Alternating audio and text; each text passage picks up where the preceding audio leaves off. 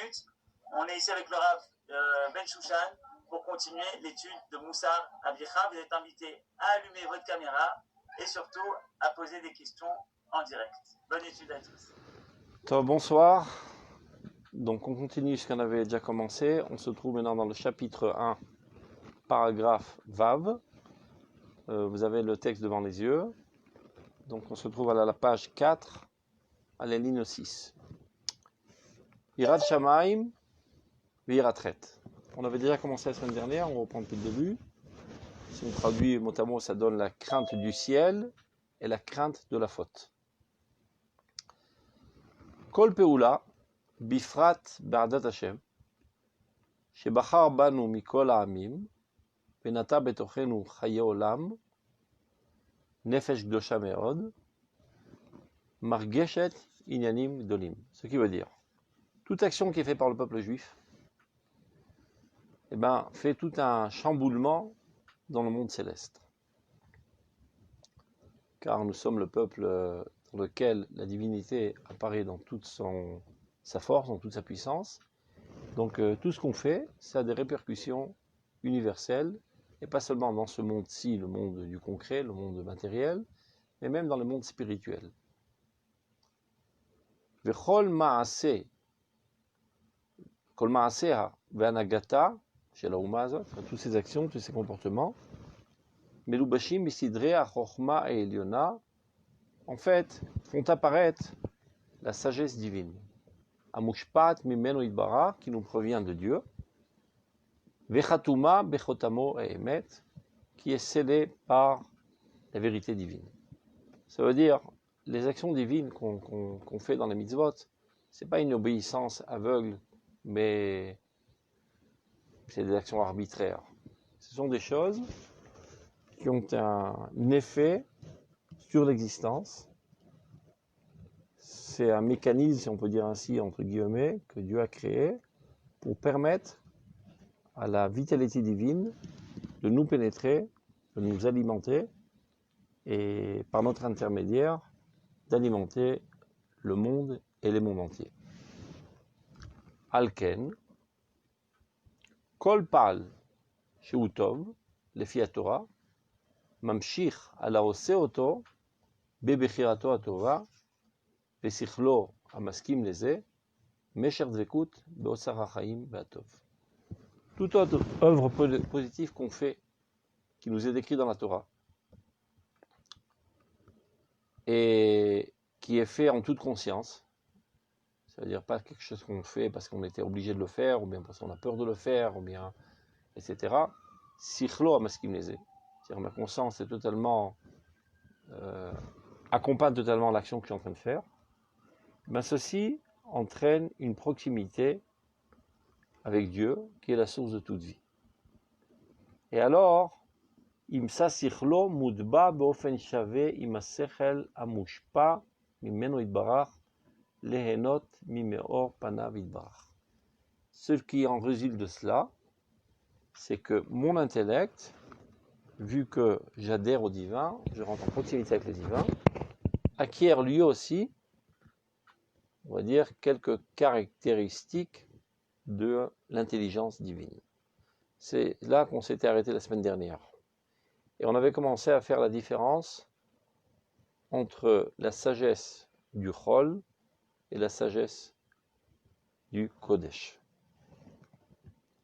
Je vous avais demandé de me rappeler le code de Otiot HaKodesh.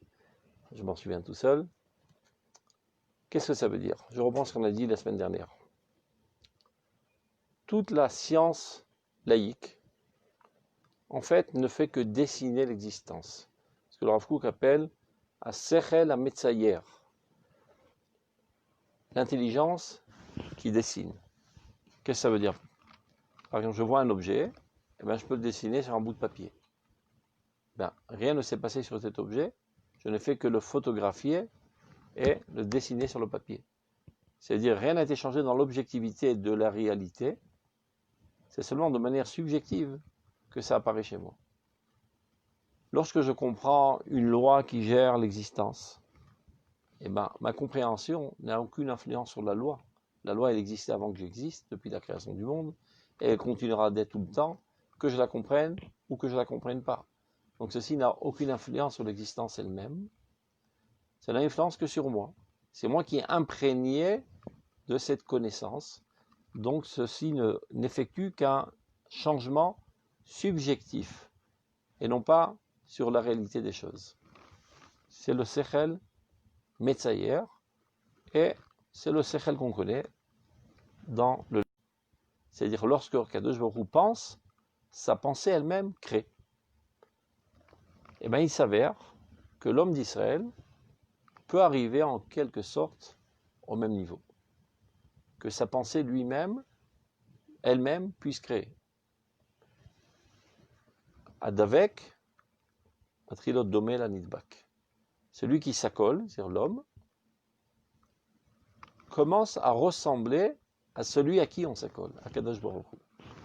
Ça veut dire, en étant en proximité avec Dieu. Mais que ça veut dire, étant en proximité avec Dieu, ce qu'on appelle la dvekut, c'est pas en un clin d'œil que ça se fait, il y a tout un travail qui doit être fait sur notre personnalité, au niveau des midot, c'est-à-dire des traits de caractère d'abord et avant tout, au niveau des comportements, c'est les mitzvot, au niveau des connaissances justes et des connaissances fausses, c'est l'étude de la Torah, au niveau du regesh, au niveau du sentiment, qu'est-ce qui m'enthousiasme dans la vie, et qu'est-ce qui me répugne, qu'est-ce que je dédaigne, qu'est-ce que je méprise, de quoi j'ai hantise parfois même, ou Hashem Sinura, celui qui aime Dieu doit haïr le mal, et être amoureux du bien, et donc être motivé pour faire le bien, être enrôlé de toutes ses forces pour faire le bien. Comme ça, petit à petit, tu forges ta personnalité de manière à ce qu'elle devienne ressemblante au divin. Et c'est ça ce qui s'appelle la dvekut. Maintenant, plus tu deviens ressemblant au divin, évidemment on ne parle pas de son essence première, on parle de ses dévoilements par lesquels il a voulu qu'on le connaisse, eh bien on commence, nous aussi, à acquérir certaines facultés divines, si on peut dire ainsi. Alors, de la même manière que Dieu, sa pensée elle-même est créative, alors on peut trouver dans le peuple d'Israël aussi des très très grandes sadikim qui par leur pensée elle-même sont capables de déclencher toutes sortes de processus. Comment que ça marche? Akol bechorma asita, on dit. Tu as tout fait avec la chorma. La chorma, c'est la sagesse qui apparaît sous forme de pensée, sous forme de mots, sous forme de lettres. Ben, les lettres, les Otiot HaKodesh qu'on appelle, sont les éléments premiers avec l'intermédiaire desquels Akadosh Baruch Hu crée le monde. Ça veut dire, si on veut donner une métaphore, au niveau de la matière, ben, un verre d'eau, l'eau, elle est constituée de molécules de H2O, 2 fois H et O. Quand on met 2 fois H avec de l'eau, ça donne de l'eau. Mais plus profondément dans l'existence, bon, les molécules elles-mêmes sont constituées d'atomes, et des atomes d'énergie, etc., de protons, etc. Et plus profondément, il y a la lumière divine. Et la lumière divine, c'est un grand mot, mais qui apparaît sous plusieurs facettes différentes. Et bien, il y a une facette de la lumière divine qui est véhiculée dans la lettre même. Une autre facette de la lumière divine qui est véhiculée dans la lettre Yud. Une autre qui est véhiculée dans la lettre même sophite. D'ailleurs, le mot lettre se dit en hébreu ot. Ot, c'est le verbe qui veut dire ata, qui veut dire faire venir, faire véhiculer. Si on peut dire ainsi, les Otiot HaKodesh, ce sont des véhicules qui apportent vers nous les lumières divines. Donc quand Kadosh Baruch Hu veut créer de l'eau, il réunit ces 3 lettres, il pense à ces 3 lettres, même Yud même, et la composition des lumières divines qui se trouvent dans ces 3 lettres fait apparaître l'eau dans ce monde. C'est comme ça que Dieu crée. Et bien l'homme d'Israël, qui se rapproche énormément de Dieu, et bien lui aussi peut arriver à un niveau ressemblant à cela, et lui aussi créer. Et alors sa pensée devient créative. Lorsqu'il pense à Géoulat Israël, à la délivrance du peuple d'Israël, cela commence à déclencher toutes sortes de processus historiques qui amènent finalement les gens à agir dans ce sens. Et voilà que les Juifs ressentent un profond besoin de quitter l'exil et de monter en Eretz Israël et de bâtir la terre d'Israël, l'État d'Israël. Mais tout s'est fait à l'origine par des pensées positives d'hommes très très saints qui étaient très proches de Dieu. Maintenant, sans être des gens très très saints, chacun de nous, des juifs moyens comme nous, mais bien plus que moyens, nous sommes ordonnés tous les jours de prier. Et qu'est-ce qu'on fait quand on prie? Eh bien, c'est comme ça que ça marche. C'est exactement de la même manière que ça marche. Quand tu dis Refaenu Hashem venerafé, oh mon Dieu, fais-nous guérir, Baruch Ater Hashem, Ofer Cholé Amo Israël, qui guérit les malades.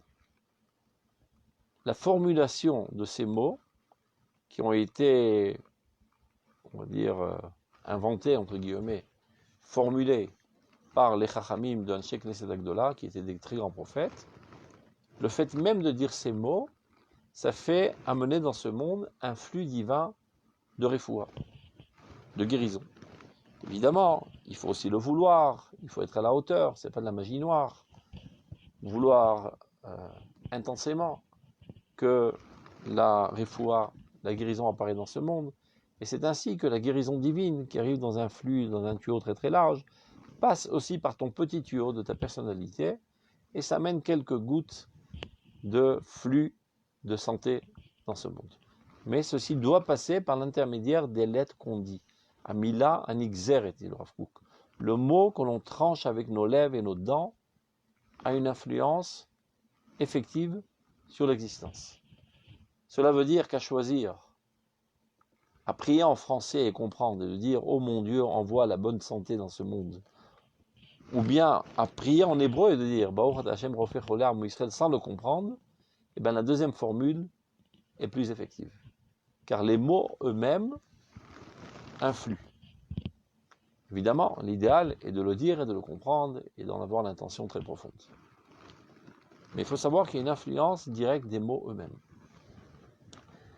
Donc lorsque quelqu'un se rapproche de Dieu, étudie la Torah, fait les mitzvot, développe ses traits de caractère, petit à petit, il s'élève du commun des mortels et son intelligence, sa sagesse, subit une transition d'une sagesse passive, dessinatrice, si on peut dire comme ça, metzayeret, à une sagesse active, créative. Et quelqu'un qui appartient à ce niveau, je vous promets qu'il n'a plus envie de descendre de niveau. Quand il acquiert une ma'ala, un niveau, ben, tu n'as aucune envie de rétrograder. C'est clair. Alors regardez ce qu'il dit là dans le texte. On reprend à la ligne 9 sur le texte qui apparaît sur votre écran. לפי התורה ממשיך על העושה אותו בבחירתו הטובה ושכלו מסכם לזה, מאשר דבקות באוצר החיים והטוב. Lorsque tu fais une mitzvah, en toute conscience, en toute volonté, ça te ramène vers toi de la dvekut, de la proximité de Dieu. Et alors, imsa sichlo mudba beofen shave masech ala mushpa. Sa raison, sa connaissance, son intelligence est influencée et commence à devenir presque égale, si on peut dire ainsi, à l'intelligence divine.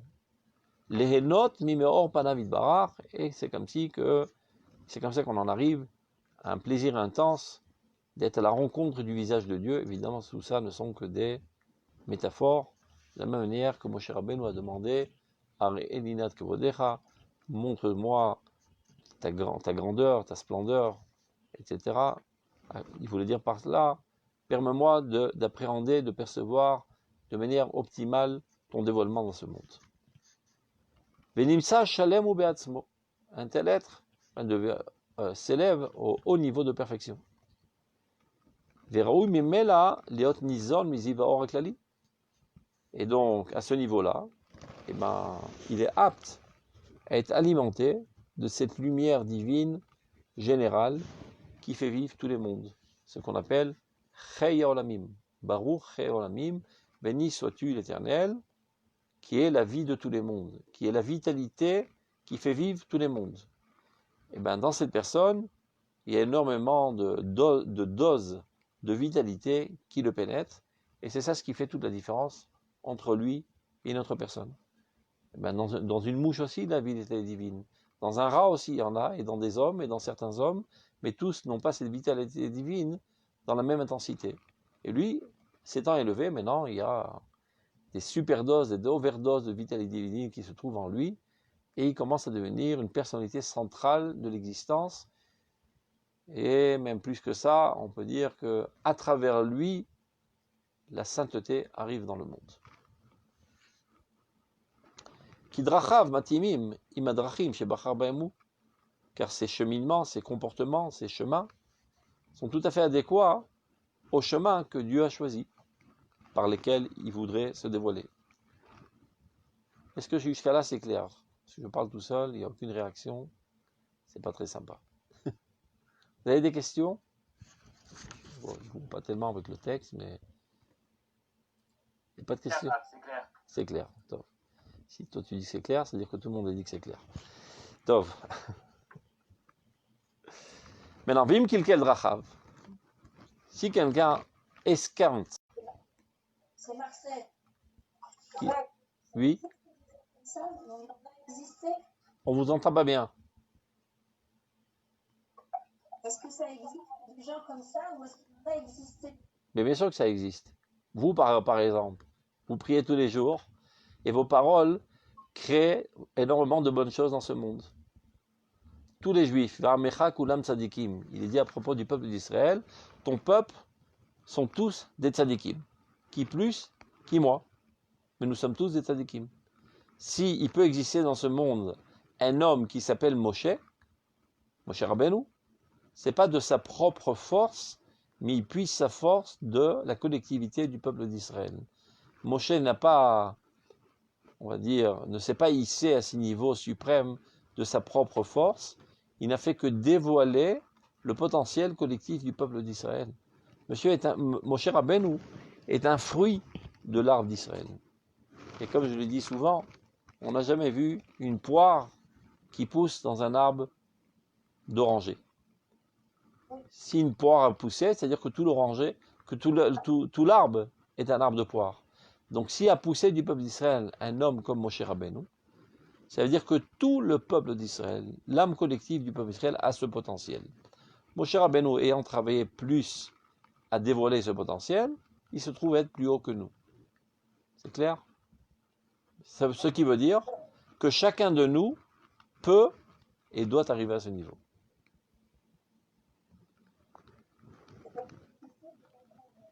Votre micro n'est pas devant votre bouche, on vous entend mal. Comment? C'est un peu difficile de comprendre quelque chose. Que la parole puisse créer? C'est ça. Et pour Dieu, vous le comprenez? Comment ça marche? Comment? Alors, si vous m'expliquez comment ça marche pour Dieu, je vous explique comment ça marche pour les hommes. On a fait un deal? Ben, je viens d'expliquer comment ça marche. Les mots eux-mêmes contiennent en eux les éléments essentiels de la création. Je sais qu'on n'a pas tellement l'habitude de penser dans ce sens, parce que de manière générale, toutes les autres langues du monde sont des langues conventionnelles. Qu'est-ce que ça veut dire conventionnel?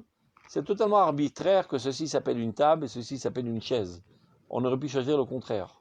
Il faut bien qu'on se comprenne, sans quoi je vous demanderai un marteau, vous m'apporterez une tomate. Donc on a fixé de manière arbitraire qu'un marteau, c'est ce bidule qu'on tient en main. Mais il n'y a aucun rapport entre le mot marteau et les lettres marteau, M-A-R-T-E-A-U, et cet engin bizarre qui donne des coups sur la tête. D'accord? Comme il n'y a aucun rapport entre la couleur rouge et le fait qu'on s'arrête devant un feu rouge. Il n'y a aucun rapport avec la couleur verte et le fait qu'on roule quand la couleur est verte. Rouge ne veut pas dire s'arrêter et vert ne veut pas dire rouler. On a convenu comme ça. Ben, telles sont toutes les autres langues de toutes les autres nations. Mis à part la langue divine. Sfat HaKodesh, Lashon HaKodesh, avec laquelle Dieu a créé le monde. Et je répète ce que je dis tout le temps, ça ne fait pas de mal. Lorsque Akadosh Baruch Hu a demandé à Adam Arishon de donner des noms à tous les êtres, à tous les animaux. Alors les animaux défilent devant lui, il commence à donner des noms. Alors celui-là l'appelle lion, celui-là l'appelle chat, celui-là l'appelle oiseau, etc. Et Dieu lui dit, bien vu. Kenu. En effet, tu as bien vu. C'est comme ça qu'il s'appelle. Alors, on ne comprend pas. Monsieur Adam Arishon, c'est le premier homme, donc il peut dire ce qu'il a envie, personne ne va le contredire de toute manière. Donc c'est lui qui, de manière arbitraire, peut fixer ce qu'il a envie. Alors pourquoi Dieu vient donner une attestation pour certifier qu'il a bien vu? Mais c'est pas de ça qu'il s'agit. Adam Arishon, qui était un prophète bien plus grand que Moshe Rabbeinu, ce qu'on appelle Zihara Ilaha, c'est le plus haut des niveaux de prophétie. Lorsqu'il a vu cet animal féroce, il a analysé profondément dans son regard, il a compris qu'il était constitué de Aleph, Resh, Yud, He. Il l'appelait Aryeh. Tout comme un scientifique en chimie qui reçoit un liquide devant lui, il voit avec son microscope, il voit de quelle molécule il est constitué ce liquide. Et bien, plus profondément dans l'existence, on peut aussi déceler quels sont les éléments premiers. Donc, ce que la science connaît jusqu'à présent, les éléments premiers sont les atomes, et c'est pour ça qu'on les appelait atomes, qui ne se coupent pas. Depuis lors, on a un petit peu progressé, et on sait qu'il y a des éléments plus premiers que les atomes, il y a des électrons, des protons, etc. Et encore plus, il y a l'énergie. Et aujourd'hui, on est coincé à ce niveau, mais il s'avère qu'il y a des niveaux bien plus premiers que cela. Il y a la vie divine qui est à la source de tout, comme le dit le Rambam, Akol nimsam amitat imatseo shel HaKadosh Baruch Hu. Tout existe par l'existence divine qui s'y trouve. Et si Dieu venait à retirer son existence, alors cet objet n'existerait plus. Donc ça, c'est de manière globale, l'existence divine. Mais l'existence divine, elle a plusieurs facettes, plusieurs aspects. Donc il y a un dévoilement de l'existence divine qui a une certaine apparence et qui apparaît sous forme de Aleph, et l'autre de Bet, l'autre de Gimel. Lorsqu'on combine ces différentes lumières, ça crée des existences concrètes. C'est clair? Comme vous comprenez très bien que votre essence première, ce n'est pas votre corps. Ni vos oreilles, ni votre nez, ni votre bouche. Ceci n'est qu'une akrana, une projection de votre essence. Votre essence est toute abstraite, toute spirituelle. C'est votre âme. Et si, parlons pas de vous, parce qu'il y a des gens superstitieux, si cette essence abstraite, spirituelle, décide de retourner à sa source, eh bien ce gore se dégonfle, on le jette dans un trou et il disparaît.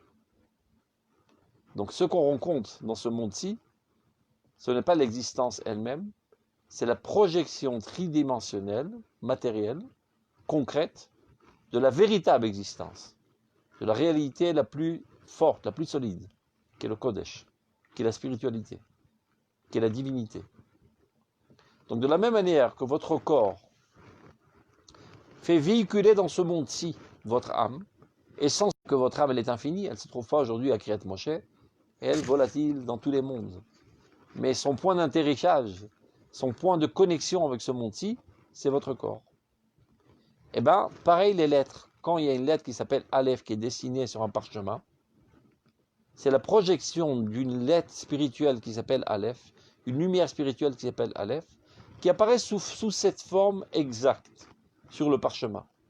Et s'il manque, s'il y a une petite coupure au milieu, eh ben cette lumière retourne à sa source. Elle n'est plus dans ce monde. De la même manière, si on continue le parallélisme, si Chaz Shalom, parfois dans le cerveau, il y a une toute petite coupure dans une des fibres du cerveau, eh ben ça peut faire pas mal de dégâts jusqu'à en mourir. Ça veut dire que cette lumière divine qui est en vous retourne à sa source. Très souvent, les gens ont mal à comprendre pourquoi les rabbins, les religieux, sont si méticuleux dans la précision de l'acte. Que ce soit ceci, cela, que ça peut bien faire qu'il y ait 8 fils ou 7 fils, ou bien qu'il manque, je sais pas, 4 cm à ce fil, qu'il y en a un de coupé, de l'autre de 3 de coupé.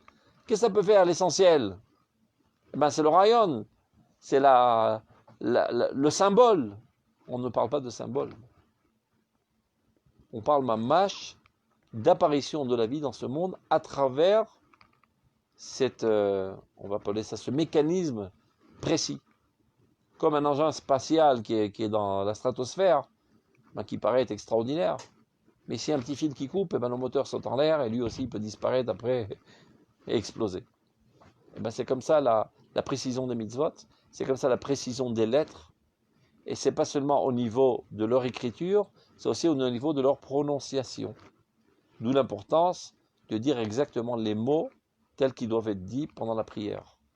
Sans quoi tu crées des catastrophes. Mais pourtant j'y ai mis du cœur, avec beaucoup d'emphase et d'enthousiasme, je suis venu au Monseigneur. Ouais, mais tu as dit des mots qui font sauter toutes les lumières en l'air. Donc apprends à lire l'hébreu correctement et dis les mots comme il le faut. Et si tu peux évidemment les comprendre, si tu peux encore plus t'y concentrer, etc. Mais le mot lui-même a mis là un xéret, fait apparaître dans ce monde des lumières créatrices. Donc, on ferme la parenthèse, j'espère que j'ai assez développé et que pour une première fois, c'est assez compris. Je sais que ça prend du temps parce qu'on n'a pas l'habitude de penser dans ce sens. À force de le dire et de le dire et de le redire, finalement, le café commence à décanter et ça pénètre la conscience. Il y a des questions encore associées à ce niveau, à ce sujet? Oui, Rav, c'est pour ça qu'on dit que les parents, ils ont, entre guillemets, une voix quand ils donnent le prénom aux enfants, quoi. Le prénom des gens, il est important aussi. Sans aucun doute. Sans aucun doute. De la même manière qu'ils ont une siyata d'Ishmaïa, une aide divine pour te mettre au monde. C'est pas toujours évident. Tu vois bien qu'il y a des gens qui se marient, qui sont femmes et des enfants au monde. Il ne suffit pas qu'il y ait seulement une union sexuelle. Il faut que finalement cette âme apparaisse. Et si elle n'apparaît pas, ils peuvent continuer à avoir une union sexuelle, des fois 10 ans, 20 ans, il n'y aura pas d'âme. Donc il y a une aide divine pour faire apparaître cette âme dans ce monde. Et bien de la même manière, il y a une aide divine qui provient dans la pensée des parents, qui arrive de manière intuitive à donner le nom adéquat à cette lumière. Ils disaient, mais des fois ils font ça par hasard, ils prennent un calendrier, ils jettent une pièce et au pif ça sort. Dieu a pris ça en considération, qu'il ferait de cette manière, tout comme les dirigeants politiques. Il y a marqué que, avant que quelqu'un soit nommé dans ce bas monde, peu importe le rôle, même ne serait-ce que distribuer de l'eau à ses copains, ça a été décrété dans le monde céleste. Et tu peux me dire, mais non, mais celui-là, Bibi Netanyahu, il a réussi à être président au Rosh Memshala en faisant toutes sortes de combines et en coupant la tête à ses adversaires et en piquant des voix, etc. C'est-à-dire, tout ça, Dieu l'a pris en considération. Il y en a d'autres qui ont essayé, pas moins crapuleusement, et qui ne sont pas passés. C'est-à-dire, il y a une intervention divine dans ce qui est fait dans ce monde. Et après, Sachar Varonesh, c'est la manière dont il fait apparaître les choses. Donc, on continue. Shavim Kilkel Drachav. Si quelqu'un a esquinté son comportement, il est imshich al atzmo tsura mudbat efech hachokma elyona veshlema. Eh ben, il apporte vers lui une empreinte qui est totalement contraire à la sagesse divine. Ça va dans les deux sens. Quand tu vas dans le chemin de Dieu, alors la sagesse divine t'habite, on va dire, et tu es la continuité de la sagesse divine dans ce monde, et en cela même, tu mets en évidence de manière optimale ton potentiel d'Israël. Par contre, quand tu te comportes inversement à la volonté divine, ça crée des dégâts dans ta capacité de Sechel, et tu vas de mal en pire. Mutba efer ha-chokhma elyona shlema shi tachlit hatov. Et cette chokhma elyona, c'est-à-dire d'être à ce niveau où le Sechel Shel Torah, Sechel Yotzer, réside dans ta personnalité, c'est la finalité de tout. Vous êtes Tachlit hatov. Dit le Rambam, c'est la finalité de ton être. Et sans vouloir faire peur à personne, le Rambam dit, celui qui n'est pas arrivé à cela, Bria le Batala. C'est une créature qui ne sert à rien. Il a été créé pour rien. L'essentiel de son essence et sa vocation, il n'a pas mis à l'œuvre. C'est la perte de temps alors. C'est comme si tu as du pétrole en main et tu t'en sers pas comme carburant, mais tu t'en sers pour laver le parterre. C'est aussi un liquide qu'on peut verser à terre et prendre un goumi et enlever la poussière. C'est vrai, c'est aussi un usage du pétrole, mais c'est du gâchis. Ça, tu aurais pu le faire avec de l'eau. Tout le caractère qu'il y a de la caractéristique de combustibilité qu'il y a dans le pétrole, tu l'as pas mise à l'œuvre. eh bien ton âme, elle a en elle une potentialité de Sechel Elohi. Si toute ta vie durant, tu ne l'as pas mise à l'œuvre, eh bien c'est du gâchis. On pourrait presque dire que tu es né pour rien. C'est ce qu'il dit, Zetachlitatov. Ceci est la finalité de tout bien. Ve'aechrach le'agia adav. Nous sommes obligés d'y arriver. Ki hu hamakom ha'amiti mimakomo shel olam. C'est ça l'endroit essentiel vers lequel on doit arriver. C'est ça le Gan Eden. Nimtsa shenit kalkel be'atzmo. Donc il en ressort de cela que celui qui a fauté, celui qui s'est comporté de manière vil, qui a abîmé ses traits de caractère, eh ben, n'a fait que s'autodétruire.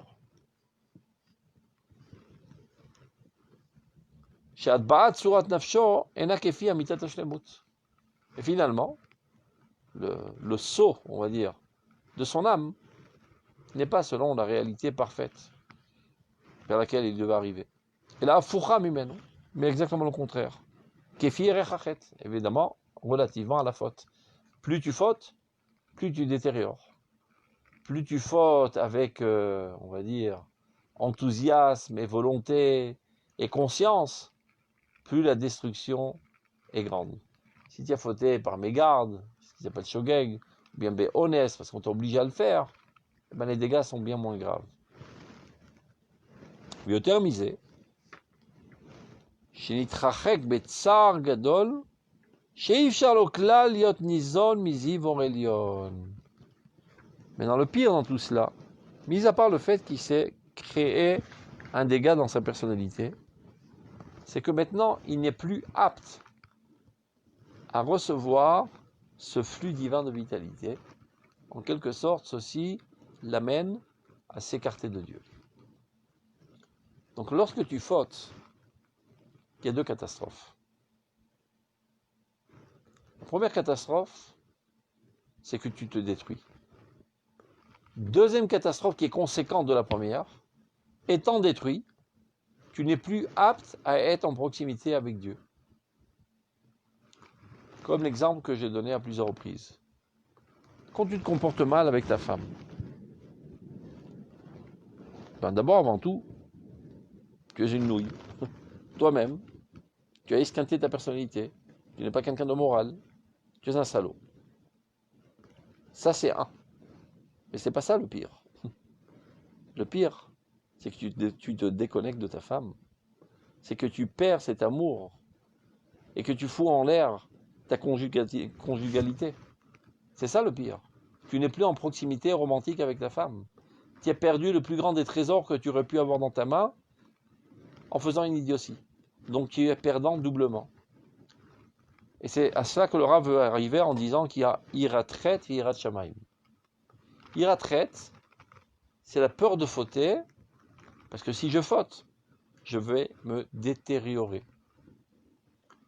Donc dans la iratret, qui est déjà un très haut niveau, mais il reste encore un tout petit peu, un micron, on va dire, d'égoïsme.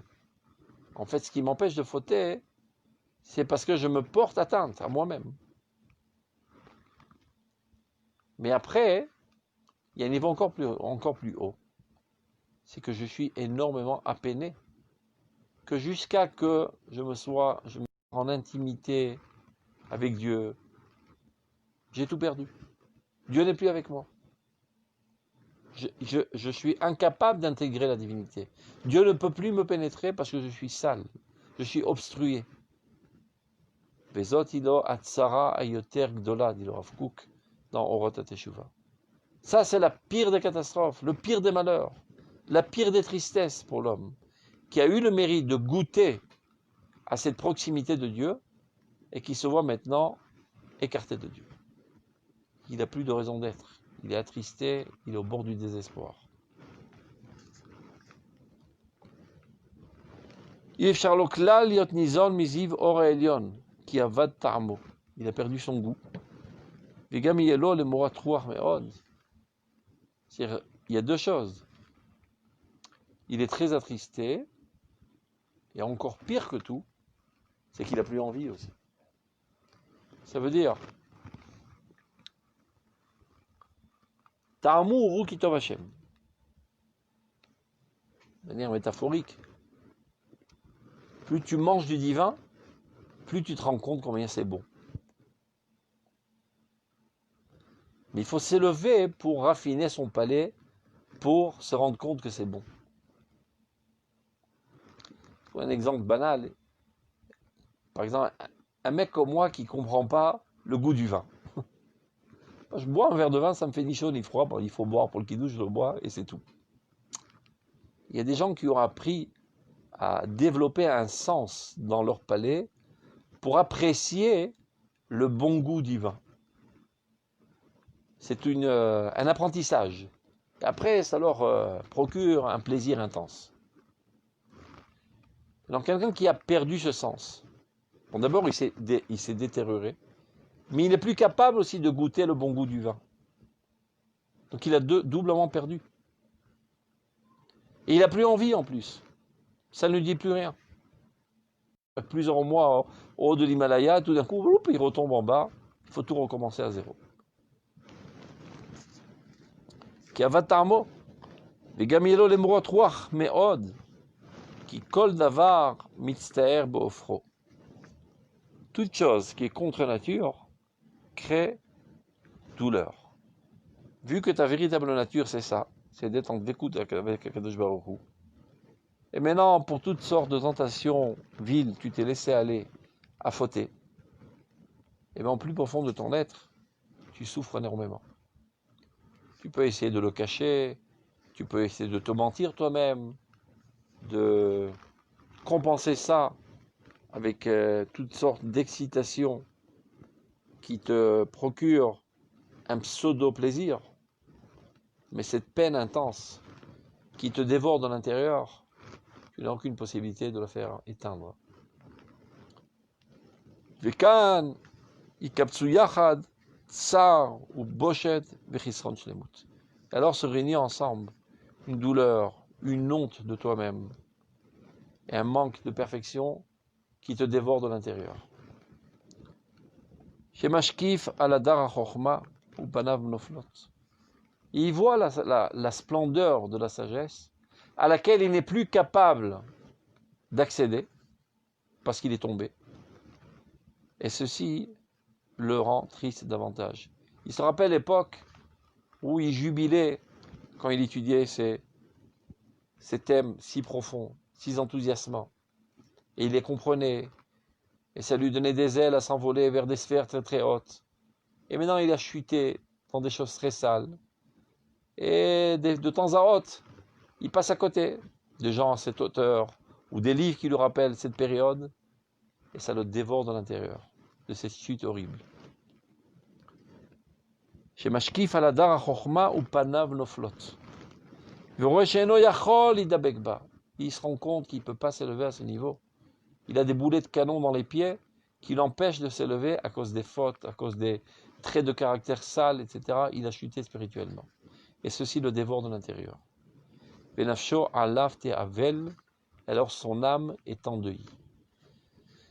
Donc si quelqu'un voit à l'avance tout ce processus de dégringolement avant de fauter, ben qu'il y réfléchisse. Est-ce que ça vaut le coup? Eve mechashev srar avera keneged efsedai, marqué dans Pirkei Avot.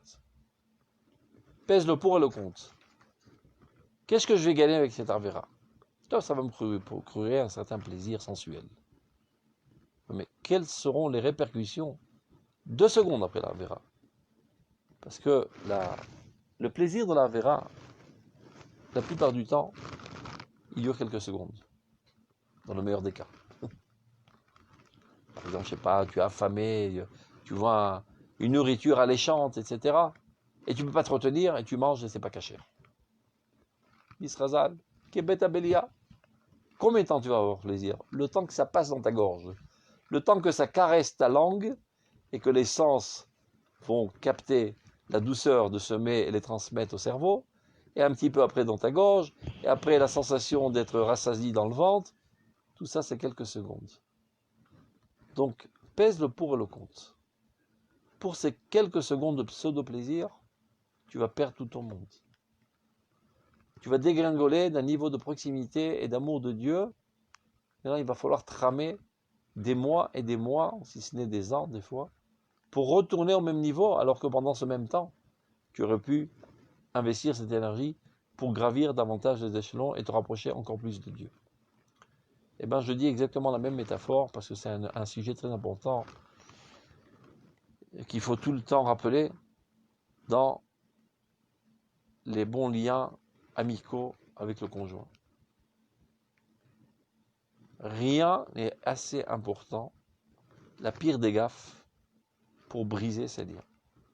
Les gens, ils s'énervent à droite et à gauche pour toutes sortes d'idioties, parce que le manger est brûlé, parce qu'elle a fait ceci, parce qu'elle a fait cela, et elle aussi, et vice-versa. Réfléchis 2 secondes avant d'ouvrir ta bouche, avant de dire un mot qui va blesser.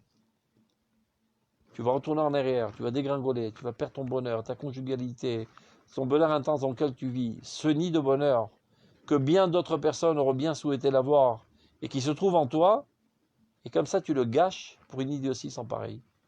Ferme-la. Ferme ta bouche. C'est pas pour rien que Dieu t'a donné 2 portes, les dents et les lèvres. Serre très fort et ne lâche pas un mot. Ça vaut pas le coup. C'est vrai que tu as envie de libérer tes frustrations et te mettre en colère parce qu'elle a fait une super gaffe ou lui il a fait une super gaffe. Ferme-la, attends que ça passe. Le meilleur des guérisseurs est le temps. C'est un fleuve qui coule tout le temps et qui draine avec lui toutes les saletés. Tout se remettra en place. Ne fais pas la gaffe de blesser. Parce qu'une fois que tu as blessé, va recoudre. Ça sera toujours du rafistolé. J'ai oublié qui c'était. Un très grand rabbin, Haredi. Je crois que c'est le Rav Auerbach. Lorsqu'il est mort, sa femme s'est tenue sur sa tombe. Elle a dit à tout le monde, je témoigne devant le ciel que pendant 60 ans de mariage, mon mari ne m'a jamais blessé. Il n'a jamais dit un mot qui m'a pincé le cœur. Ça, c'est la petite goutte. Je ne sais pas si c'est lui aussi, c'est une autre histoire qu'on m'a racontée. Une fois, il y a quelqu'un qui était invité chez un très grand rabbin. Je crois que c'est le Rav Auerbach. C'était Shabbat. Donc il lui a donné à manger, etc. Et à la fin du repas, il lui apporte un dessert. Je ne sais pas, c'était un pot de flan ou de confiture, je sais pas, un truc comme ça bizarre. Il lui donne. Et la madame était à la cuisine en train de laver la vaisselle entre-temps. Il prend une cuillère. Et après, il continue à parler, l'invité. Il parle, il est livré Torah, etc. À un certain moment, le rabbin il dit, mais tu n'as pas terminé ton dessert. Alors là, il ne peut pas se retenir. Il lui dit, mais c'est infect. C'est immangeable. C'est salé comme tout. Je ne peux pas avaler ce truc, je m'excuse. Il le regarde dans les yeux. Il lui dit, sache, c'était de la compote, que ça fait 30 ans que j'avale ça. Et j'ai jamais dit un demi-mot à ma femme. Histoire vraie. Donc c'est ça l'Yirat Shamayim. De ne pas vouloir perdre ce lien intime, ce lien idyllique avec Dieu. Donc, Aniya Rechet, j'ai la trouille de fauter, Ziratret, donc je fais très attention de ne pas fauter, Kedolol et Abed et Yirat Shamayim, pour ne pas perdre mon lien profond avec Dieu. On continue.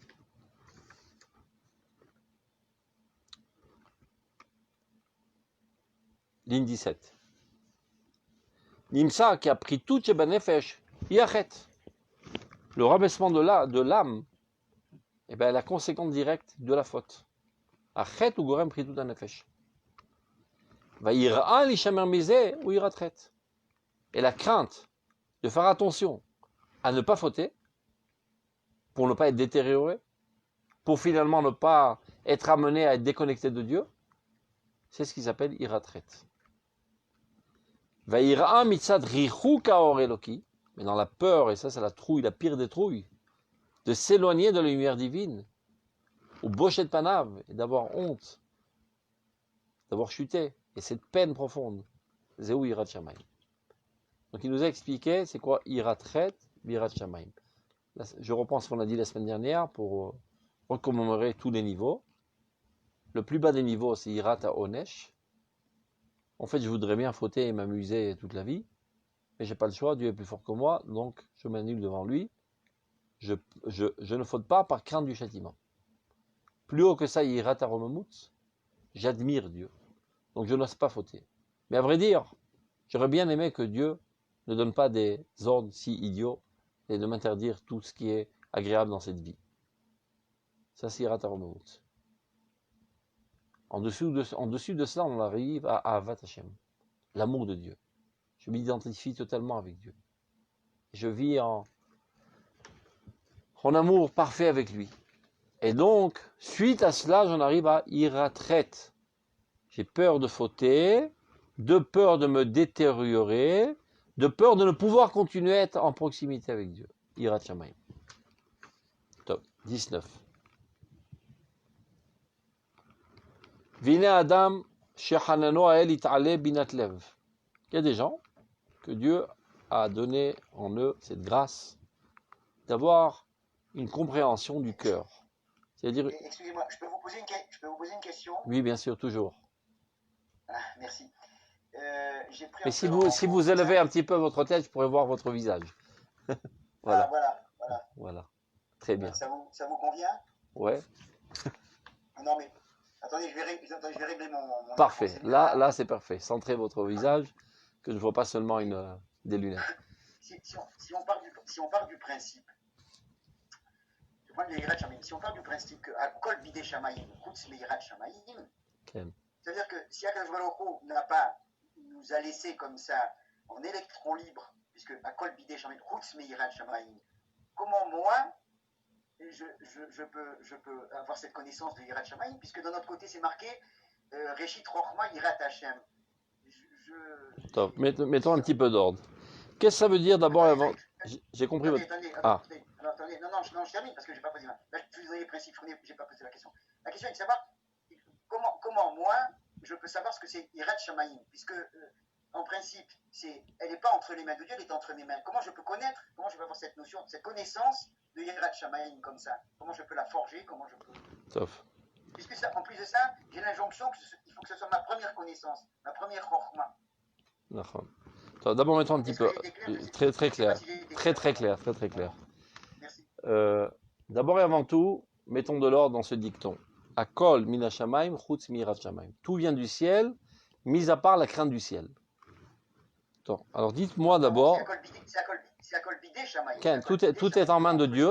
Ça veut dire tout est en main de Dieu. Ça veut dire que tout vient du ciel, tout est décrété par le ciel, mis à part la crainte de Dieu. Ça veut dire que tu sois grand ou petit, ou des yeux noirs, ou des yeux bleus, ou des cheveux blancs ou jaunes, ça c'est pas toi qui le décides. Mais tout ce qui a trait à la morale, c'est toi qui le décides. Mais non, la quasi-totalité de tes comportements, de tes réactions, de tes sentiments sont fondés sur la morale. Ça veut dire, tu rencontres ton voisin dans les escaliers, tu peux lui faire un grand sourire ou une grosse grimace. Qui le décide? C'est toi. Tu seras plus ou moins moral. Et dans toutes les secondes de ta vie, il y a toujours une possibilité de prendre à droite ou de prendre à gauche. De réagir de cette manière ou de cette manière. Ça, c'est la Yirat Shamayim. Ça, c'est la crainte de Dieu. Donc, quand on dit à Kol Bidei Shamayim, ce Kol, il n'est pas tellement grand. Ce sont seulement les données premières avec lesquelles tu arrives dans ce monde. Mais quoi en faire, ça dépend que de toi. Tu peux être beau. C'est Mina Shamayim, c'est pas toi qui te l'as fait. Qu'est-ce que je vais en faire? Je vais frimer sur ça toute la journée?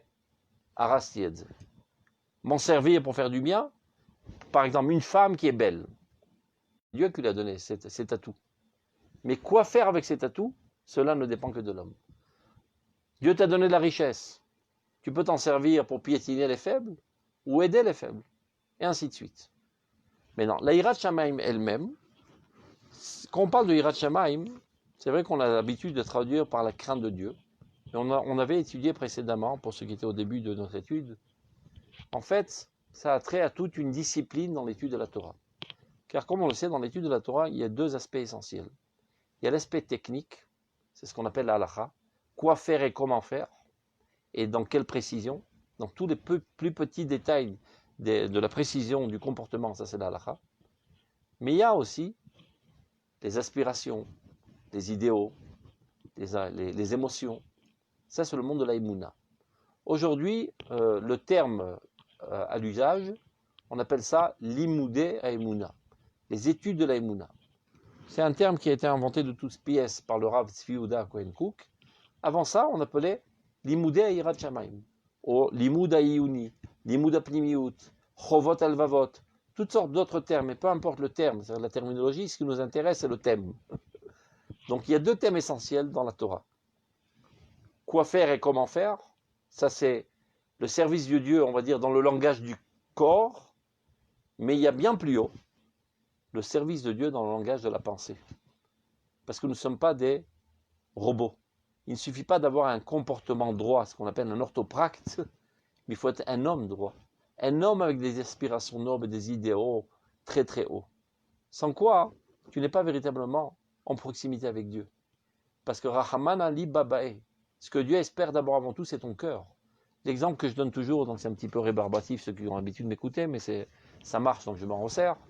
C'est quelqu'un qui dirait à sa femme, n'est-ce pas que je suis un mari exemplaire? J'apporte la parnassa, je fais la vaisselle, je lave le parterre, je mets la machine à laver, je prends les gosses à l'école, je fais tout. Je suis un mari exemplaire, n'est-ce pas?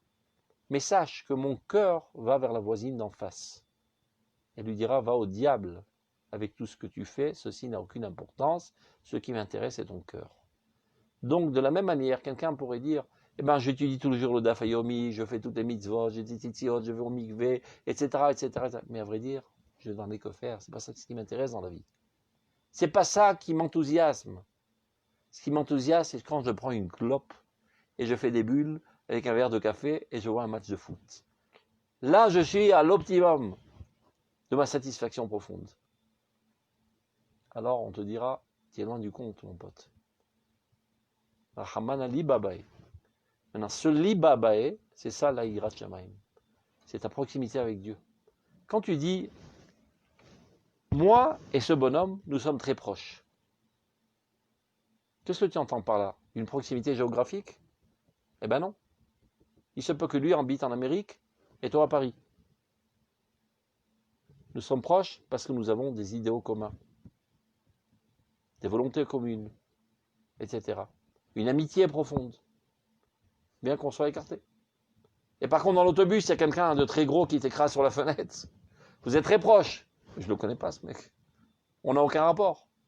Donc ce qui compte, ce n'est pas la proximité physique, ni encore le comportement, d'abord et avant tout, l'élan du cœur. Qu'est-ce qui m'intéresse dans la vie? Eh bien, il s'avère qu'à Kadosh Baruch Hu, par exemple, ce qui l'intéresse, c'est la reconstruction de Jérusalem. Bonnet, Binen, Yerushalayim. Mais moi, à vrai dire, ne dites à personne, je m'en fous de Jérusalem. Ce qui m'intéresse, c'est d'avoir une bonne badéole et une super villa dans le quartier des Lilas à Paris. Ça me prend les tripes. À Jérusalem, je m'en fous. Eh bien, sache, mon pote, même si tu mets 10 tefilines de Rabbeinu Tam par jour, tu es très très loin de Dieu. Parce que ton cœur, l'intériorité de ta vie, tes aspirations sont totalement, diamétralement opposées aux aspirations de Dieu. Ça, c'est ce qu'on appelle l'Yirat Shamayim. C'est clair? C'est le limoud de Yirat Shamayim. Maintenant, comment qu'on l'acquiert? En étudiant cette discipline. Comment qu'on acquiert ce niveau d'idéalisme, d'enthousiasme, que toute ma vie se transforme, subit une métamorphose de désir banal ou même voire désir sale vers le désir de Dieu, c'est-à-dire le désir de l'idéal divin, que je veux profondément la reconstruction de Jérusalem, je veux profondément le regroupement des exilés et tout ce qui est marqué dans les 18 brachot de Shemona Esrei. C'est en étudiant ces thèmes et les réétudiant, s'identifiant avec eux, jusqu'à en arriver que ça devient le sens essentiel de ma vie. On termine parce qu'il ne nous reste que 2 minutes, sans quoi on ne va pas être dans le temps, il y a un cours juste après moi. Adam Shechanano Itale Binat Alev. Quelqu'un qui a cette aptitude de comprendre ces sujets-là. Parce que sachez-le, que pas tout le monde. Il y a des gens qui ont une tête mathématique, et d'autres une tête philosophique, et d'autres une tête poétique. Il y a des prédispositions, disons. Tout le monde peut y arriver, mais celui-là de manière plus facile, il y a une prédisposition. Donc, Adam Shechanano Itale Binat Alev. Il y a des gens qui ont une prédisposition à comprendre ces sujets, à être enthousiasmé par ces sujets. Loim sakora troar klal im ya'azov itbonuto lefirko. Eh bien, il n'aura jamais de satisfaction s'il abandonne cette activité et qu'il aille étudier autre chose. Prenons dans le monde du chol. Quelqu'un qui est enthousiasmé par la poésie. On dira non, toute ta vie tu ne feras pas de poésie, tu seras mécanicien auto. Ben, il vivra dans une frustration horrible toute sa vie. Et ben, de même, au sein même de la Torah, il y a l'aspect de l'halakha dans la Torah qui est très important, et l'aspect des études de la Emouna qui sont aussi très importants, même plus importants. Maintenant, pas tout le monde a une prédisposition innée pour cette science ou cette science. Dit le Rav, celui qui a une prédisposition pour la science de Chovot Alvavot, et qui par pression, bien habitude sociale, etc., s'oblige à aller étudier une autre discipline, eh ben, il subira une vie amère. Il n'a pas le droit de l'abandonner, qui ne succombe pas aux pressions environnantes. Chacun doit faire selon sa nature que Dieu lui a donnée. Évidemment, tout le monde doit connaître les aspects concrets, ilchatiques de la Torah, sans quoi tu ne pourras pas faire de mitzvot. C'est bien beau de dire, je suis rempli de crainte de Dieu. Oui, mais je mange basar bechalav. Il faut savoir comment exprimer au niveau du langage du corps dans la halakha. Donc évidemment que lui aussi doit consacrer une partie de son temps pour apprendre la halakha et pour savoir comment l'appliquer de manière minutieuse. Il doit comprendre mais ce qui lui est le plus adéquat, c'est d'Afka Chovat Alvavot. C'est l'intériorité de la Torah, les idéaux les plus grandioses, ce qu'on appelle Pnimiut en Torah, ce qu'on appelle aujourd'hui Limudé Emuna. Les Fishorash Nishmato, car ceci est adéquat à la racine de son âme. Comme si que dans le monde suprême, il y avait plusieurs régions dans lesquelles ici poussent des racines d'âme de ce genre et c'est des racines d'âme d'autre genre. Alken Berosvoze, et donc s'il laisse tomber ces disciplines, il perdra toute sainteté et toute crainte et tout amusement, entre guillemets, ça veut dire tout enthousiasme extraordinaire qu'il avait en allégresse totale en étant en proximité de Dieu. Il ne ressentira plus cette proximité enthousiasmante de Dieu, car il est allé le chercher dans un domaine dans lequel il n'expert pas en la matière. Par contre, il y a d'autres qui n'ont pas cet atout, cette prédisposition, et bien eux, ils n'ont pas besoin de s'adonner spécialement à ce sujet-là. S'ils s'adonnent à l'halakha, pour eux, c'est amplement suffisant, et ce seront aussi des bons juifs. Et on arrête là pour ne pas empiéter sur le cours du prochain intervenant. Donc, Shabbat Shalom et à la semaine prochaine. Kol Tuv, Shalom Shalom.